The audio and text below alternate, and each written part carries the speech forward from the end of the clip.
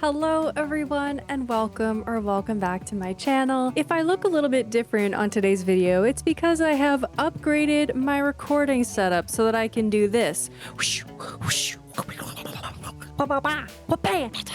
That's what I can do now. Anyways, as you can see under me right now, I have a beautiful cloud path. I've never seen this cloud path before. Who is she? I made it myself. This is my custom cloud design. I made it so that on a clear day, it matches the sky almost exactly. It is not released yet because there are still some things that I'm working out with this path. I also designed my little dress, so I will be releasing those in the future. Stay tuned. I'm working on all of them. I want to make sure that they're absolutely perfect for release. But today, we are working on an elegant cloud castle. I will have another incline over here so that you can get a very nice view of this castle from farther back. I love this view. I think it's so dramatic. Over here, we have my house, we have Marshall's house, and we also have Ursula's house, who will be replaced with Ione. So we'll have Ione and Marshall up on either side of my house. So that is what we're working with for the castle. So let's get started. Let's start up construction and get it going. Nope, that is not what I meant to do. So to begin, I created a base for the castle to sit on. I didn't want it to sit directly on top of the clouds, so I am creating a little platform with this stone path to set the castle on top of. And I carried that stone pathway across the entire front of where the castle would be, across the entire facade. And then I went in and started placing down my castle pieces. And I realized in placing down the tower parts that I was going to have to bump out the stone pathing just a little bit more. But we got that all sorted out, and this speed build is going to be sped up quite a bit. I took out every instance of me, or most of the instances of me opening up my menu, so it's just very fast paced, dropping items one after the other. I think that it's going to make it a lot more easy to understand the overall build of this project on my island versus showing all the opening up of the menus. Because it is quite symmetrical, it's pretty easy once I start to place down items to see where the next items are going to be that I place down. So the overall goal and vision for this cloud castle is that it's very realistic, but also very whimsical and fantastical, of course. So from the outset, I start off creating that realistic fortress vibe. So it gets a little bit stale, but I'm just trying to establish the overall structure. And then I start to throw in some elements that are a lot more fun. I throw in some ice furniture, frozen furniture, and some statues and butterfly models and nova lights and that kind of thing. And that really elevates that elegant kind of fantasy vibe within this overall build. So I will leave you with some music to enjoy this incredibly sped up speed build, and then I will catch you a little bit later on when we run into some issues which are bound to happen.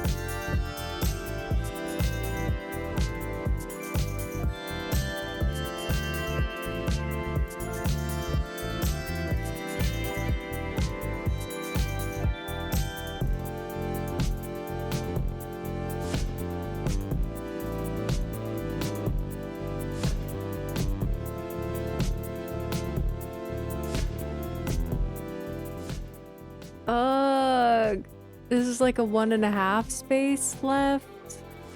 Do I have to extend it one more block?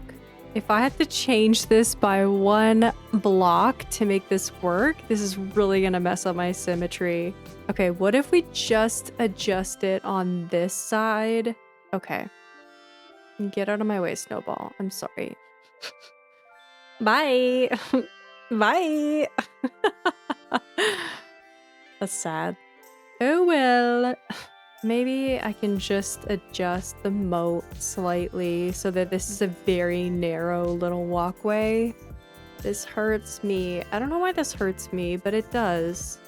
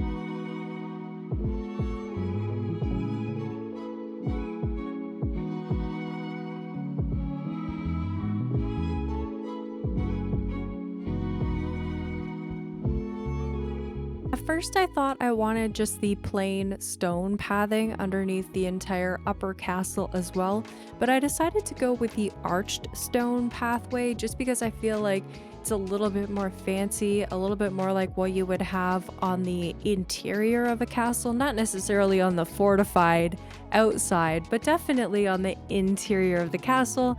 Maybe you'd have something a little bit more fancy.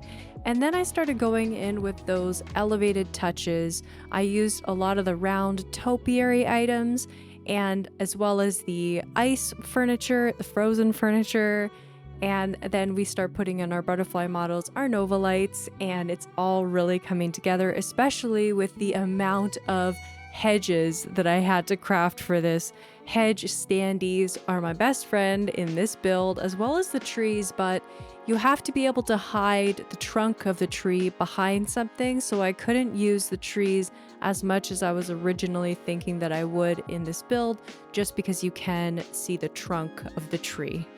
So we put some extra trees in there and I end up removing them, and we go back and forth a little bit, but it's really starting to come together.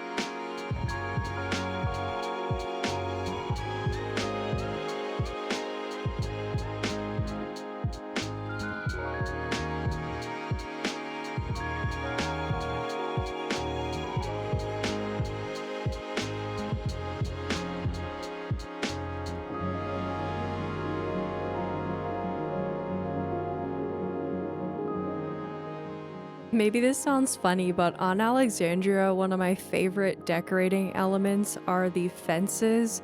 And I've really enjoyed the iron and stone fencing combined with the hedge fencing. Because the hedge fencing changes color for the seasons, I think it's one of the most interesting actual items in the game. It's not like a flower or a bush or a tree, but it still changes color to match, which I really like. So I interspersed it with the iron and stone fencing.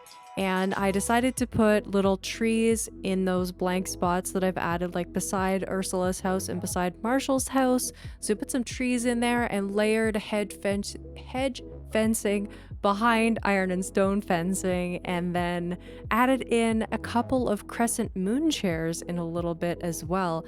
I would say the main focus for this whole entire build was that main facade to just get that cloud, elegant castle vibe. I didn't spend as much time on the inner courtyard. I think once we get Ione's house and I can customize all three of our houses to look a little bit more elegant castle style, then I will go back in and work a little bit more on the final details of this actual courtyard. But I am really happy with like the structure and the build out of this area.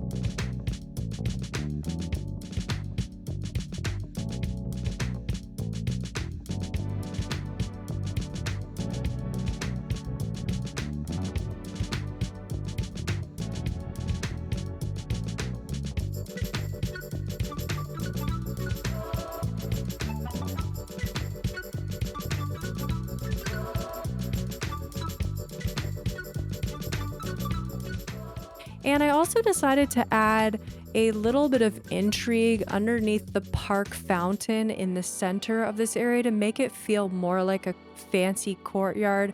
I actually laid in some of the stone pathing with some of the regular arch pathing, so that combined with the park fountain on top, I really like the combination of all of those elements together. And with the addition of a few more hedges and a few more butterfly models, we were finished with the build, ready for the final reveal.